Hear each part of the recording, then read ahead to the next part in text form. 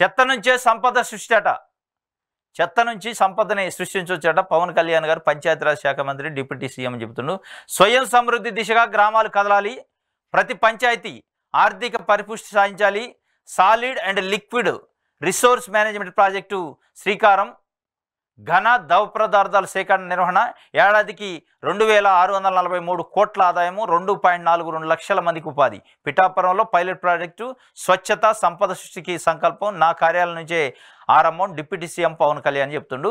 Pilot ప్రాజెక్టుగా పిఠాపురంలో ఒకటి పెడుతుండ్రు. అదేంటంటే solid and liquid resource management అనే ఒక ప్రాజెక్ట్ని తీసుకున్నారు. దాన్ని పైలట్ ప్రాజెక్టుగా ఉప ముఖ్యమంత్రి పవన్ కళ్యాణ్ గారు కాన్స్టిట్యున్సీ పిఠాపురంలో పెట్టారు.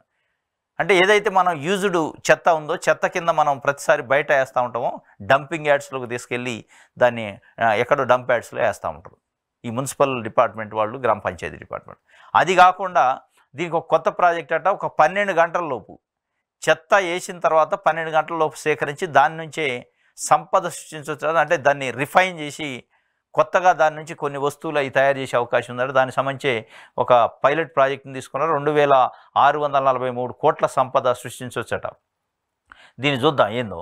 జాతిపిత మహాత్మా గాంధీ కళ్ళగన్న గ్రామ స్వరాజ్యాన్ని నీరుగార్చారు, పల్లెలు నిర్వీర్యంగా మారాయి, ఈ పరిస్థితుల్లో మార్పు తీసుకురావాలి, స్వయం పోషకాలుగా గ్రామాలు ఎదగాలని ఉప ముఖ్యమంత్రి పవన్ కళ్యాణ్ ఆకాంక్షించారు.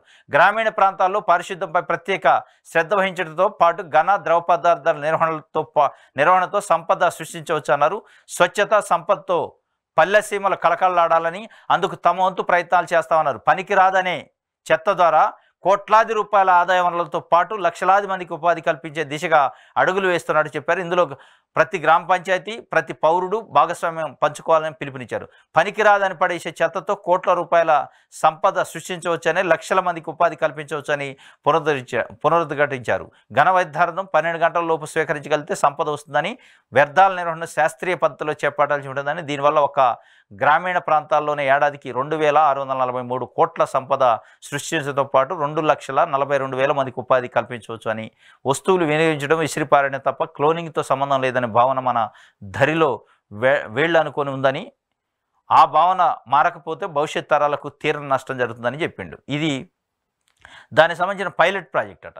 మనం ఏదైతే చెత్తని ఘన ద్రవ పదార్థాలుగా విడదీసి చెత్త ఏర్పడిన తర్వాత దాన్ని 12 గంటల్లో సేకరించి ప్రాసెస్ చేస్తే దాని నుంచి సంపద సృష్టించవచ్చు. ఓన్లీ గ్రామీణ ప్రాంతాల్లో, మున్సిపాలిటీలు పక్కన పెడితే ఓన్లీ గ్రామీణ ప్రాంతాల్లోనే 2,643 కోట్ల రూపాయల సంబంధించిన సంపద ప్రతి సంవత్సరం క్రియేట్ చేయొచ్చు దీనివల్ల. దాంతోపాటు 2,42,000 మందికి ఉపాధి కూడా కల్పించవచ్చు అట ఈ వ్యవస్థలో. ఈ పైలట్ ప్రాజెక్టు తర్వాత మొత్తం రాష్ట్ర వ్యాప్తంగా దాన్ని అమలు చేస్తే ఒకవేళ ఆ చెత్తని, పనికిరాని చెత్తని ప్రాసెసింగ్ చేసే దాంట్లో 2,42,000 మందికి ఉద్యోగాలు, ఉపాధి వస్తుంది.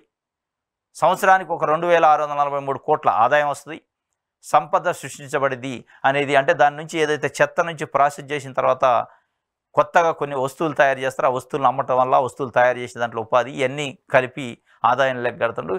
ఇది ఒక మంచి శుభపరిణామమే వాస్తవం. ఎందుకంటే చెత్త అనేది మనకి తెలంగాణలో హైదరాబాద్ లాంటి 1 కోటి మంది జనాభా ఉన్న హైదరాబాద్ లాంటి నగరాలలో కూడా చెత్త అనేది పెద్ద సమస్య అయింది. చెత్తను సేకరిస్తున్నారు, కానీ తీసిపోయి మళ్ళీ ఎక్కడో ఊరు బయట వేస్తే అక్కడ దుర్వాసన, అక్కడ ఉండే ప్రజలకి అనేక రకాల ఇబ్బందులు, వాళ్ళు మళ్ళీ ఉద్యమాలు చేయటం, ఆ డంపింగ్ యార్డ్లు తొలగించాలని ఏం జరుగుతున్నాయి.